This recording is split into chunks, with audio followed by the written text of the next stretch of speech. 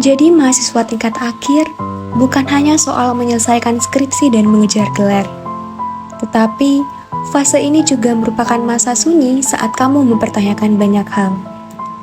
Bukan hanya persoalan akademik, tapi tentang diri sendiri yang terkadang seakan menjadi sosok paling asing yang tak pernah kamu kenali. Pada fase inilah, dua hal ini menjadi sangat penting. Mungkin kamu pernah duduk lama di depan layar monitor, menatap dokumen tugas akhir, yang sialnya tak bertambah satu kata pun.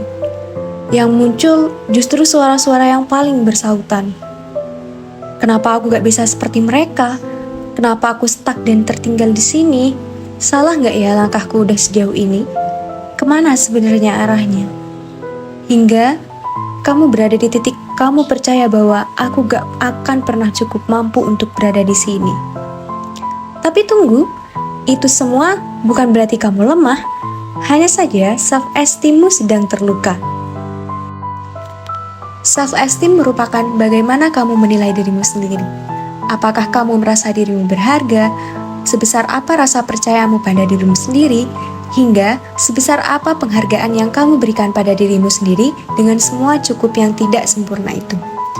Self-esteem bukan hanya soal validasi dari orang lain, tapi tentang keyakinan bahwa kamu mampu, kamu bisa, dan kamu layak untuk mendapatkan banyak cinta.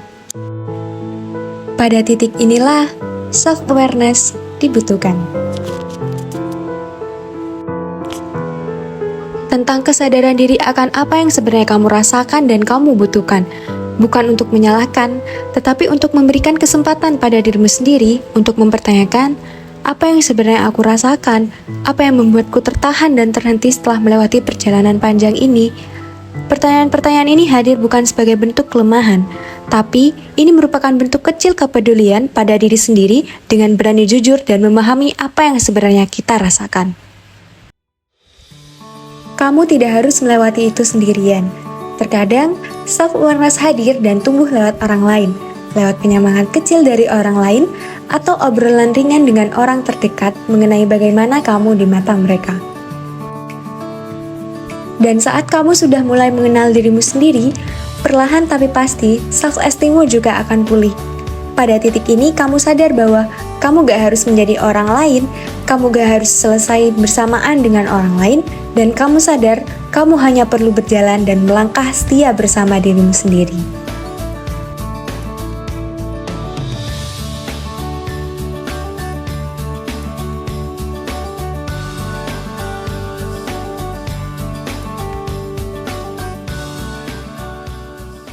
Kalian pernah dengar tentang hierarki kebutuhan manusia?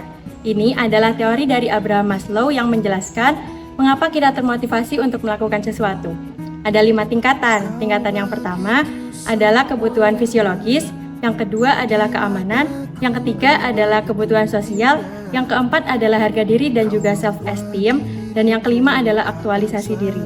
Nah, disinilah self-esteem menjadi penting karena tanpa adanya self-esteem yang sehat, maka kita akan sulit untuk mencapai aktualisasi diri. Self-esteem merupakan bagaimana cara kita menilai serta menghargai diri kita sendiri.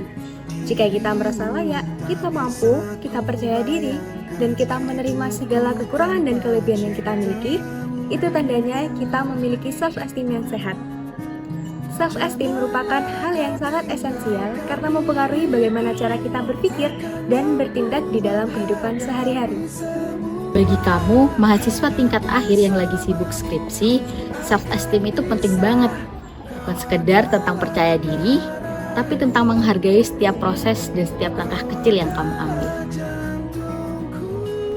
Ayo hargai diri sendiri karena Kamu mampu, kamu layak, kamu bisa.